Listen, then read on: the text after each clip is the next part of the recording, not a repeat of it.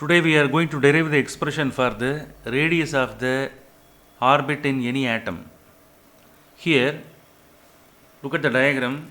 So this is the nucleus of the atom. So within the nucleus, both proton and neutrons are there. The proton that determines the amount of charge stored up in the nucleus. Since proton possesses positive charge, charge of the nucleus also must be taken as positive. The charge of the nucleus can be measured by plus Ze. The charge of the electron is E. Here Rn is nothing but radius of the nth orbit. Rn means radius of any orbit is written as Rn. Vn, what is Vn? Velocity of the electron in any orbit can be written as Vn. Here, when the electron is revolving in the circular orbit, that electrons they are attracted towards the center due to centripetal force. That centripetal force is acting towards the center. That centripetal force is represented as by the formula mv square divided by r. Here the centripetal force is provided by Coulombian attractive force between the electron and the nucleus. Electron possesses negative charge. That nucleus it possesses positive charge. There will be a Coulombian attractive force is existing between electron and nucleus. So the centripetal force is provided by Coulombian attractive force. Now we can equate both. Here our aim is to derive the expression for Rn. Rn means radius of the nth orbit can be derived. So first I will write the first step. Centripetal force is provided by which one? Coulombian attractive force between the electron and the nucleus. Centripetal force formula can be written as mvn square divided by Rn. N is written. Different orbits radius and velocity can be measured. Mass of the electron in all orbits are same. Therefore Mn should not be written. Coulombian attractive force. That formula is Q1 Q2 divided by 4 pi epsilon naught r square is the formula from Coulomb's law. Instead of Q1, we can write the charge of the nucleus. Ze plus must be written. And then charge of the electron can be written as minus E whole divided by 4 pi epsilon naught Rn square must be written. Are you clear? So just you consider the magnitude alone. Now in the next step, the centripetal force magnitude must be written by writing the modulus. Are you clear? Coulombian attractive force modulus also must be taken. So you can remove the negative sign in the next step. Are you clear? mvn square whole divided by Rn is equal to Ze square whole divided by 4 pi epsilon naught Rn square. So in that format the formula can be written. Don't cancel anything. Okay, here we have to do interchange the equation without any cancellation. Now we have to find out Rn. Keep Rn in one side. Cross multiply this. Rn is equal to. Is it clear? These factors they will go up. mvn square 4 pi epsilon naught Rn square whole divided by these factors they will come down. Okay, this is taken in this direction, this one is taken in this direction, the remaining thing is Ze square. Now in the next step what we have to do now, we have to combine the mass, velocity and Rn. mvn square Rn square and what is the remaining thing? 4 pi epsilon naught. In that format it should be written divided by Ze square can be written. Okay, so in the next step here multiply by 1m and divide by 1m. After multiplying by 1m, that one becomes m square vn square Rn square 4 pi epsilon naught whole divided by 1m must be divided Ze square. So in that format we can write. We know about Bohr's postulates. In one of the postulates, Bohr he has given the formula for angular momentum of the electron. the angular momentum of the electron can be written as, that is L, angular momentum of the electron can be written as mvr. This is the formula to calculate the angular momentum. This is equal to nh by 2 pi. So this is the formula given by Bohr to calculate the angular momentum of the electron. So here the entire factor can be written as, how it can be written? Look at that. M Vn Rn, the whole factor can be written and it can be squared. What is the remaining factor? 4 pi epsilon naught is the remaining factor, whole divided by m ze square. We can write like this. Look at that. Here mvr is equal to nh by 2 pi. Here also mvr is there. This entire factor can be replaced by nh by 2 pi. So the next step we can write this step to be continued here. How to write? nh by 2 pi. This bracket factor is replaced by Bohr postulate. Okay. So the factor that gives you the angular momentum of the electron, that is replaced here. Remaining thing is 4 pi epsilon naught. This one must be squared, whole divided by, what is the remaining thing?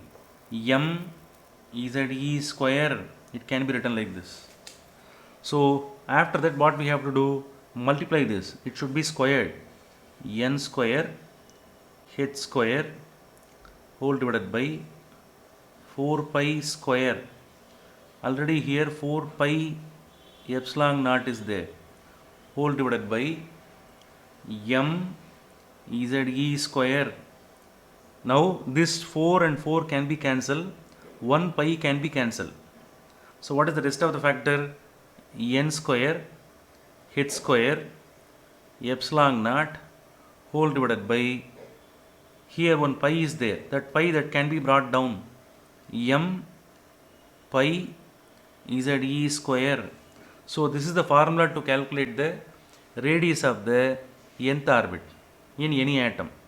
By knowing the value of atomic number, by knowing the value of principal quantum number, we are able to calculate the radius of the nth orbit. So finally we can write it as Rn is equal to n square h square epsilon naught whole divided by m pi ze square. So this is the formula to calculate the radius of any orbit in any atom. Okay. Now we are going to derive the expression for the Bohr radius in the case of hydrogen atom. Look at the expression here. Already we have derived the expression for the radius of the nth orbit in any atom. Epsilon naught is nothing but permittivity of free space, h is the Planck's constant, pi is the constant, m is the mass of the electron, e is the charge of the electron.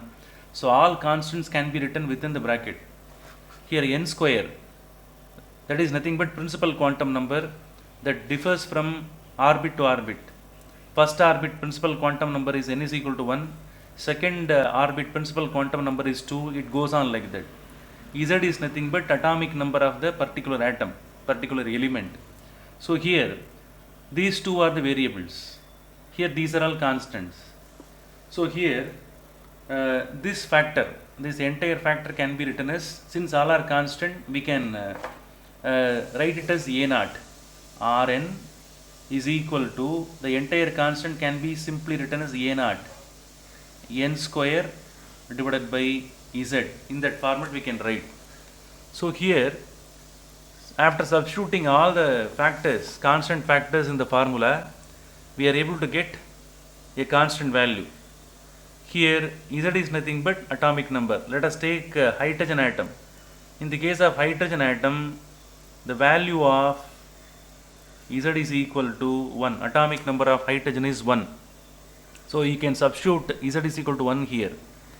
In the case of first orbit, if it is first orbit means n must be substituted as 1. After substituting n and Z, by calculating the constant, we can get the formula that is nothing but R1. What is R1? Radius of the first orbit in hydrogen atom. radius of the first orbit in the hydrogen atom can be calculated.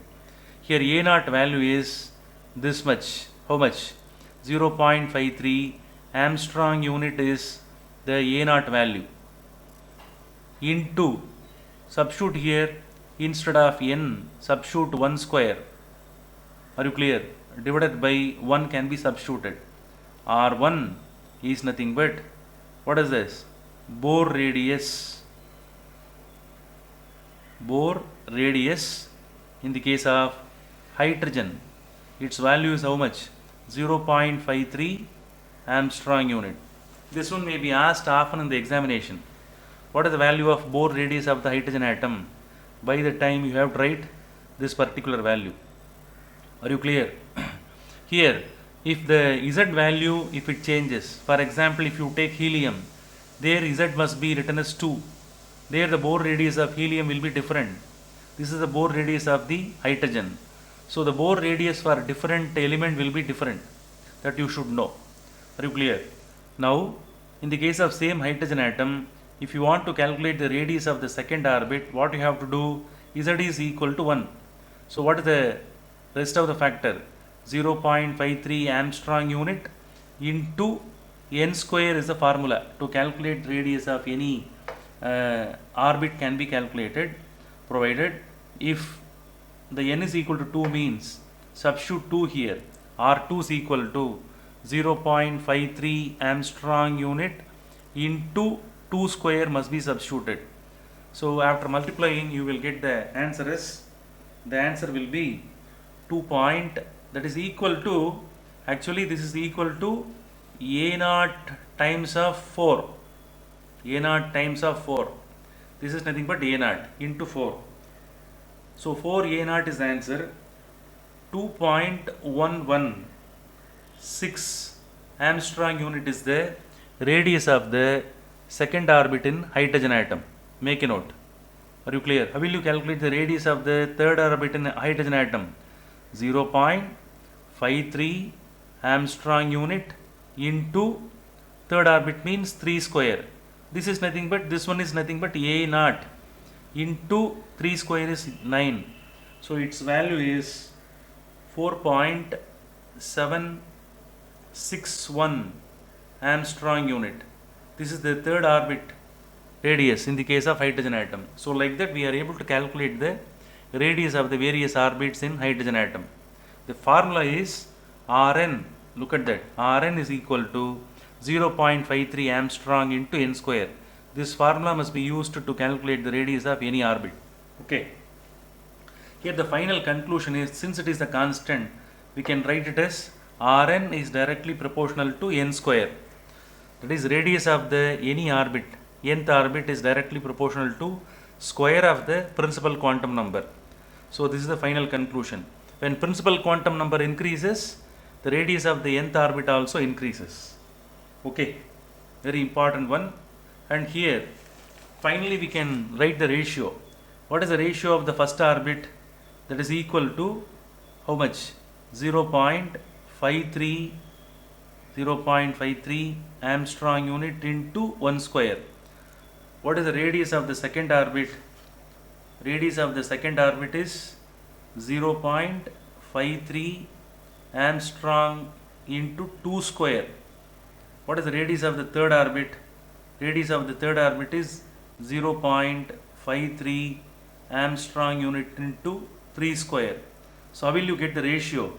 R1 is to R2 is to R3. How the ratio can be written? The ratio will be 1 is to 4 is to 9. So in that format that ratio goes. If you calculate the ratio of the radius in hydrogen atom, the ratio will be equal to 1 is to 4 is to 9. This one also will be often asked in the examination.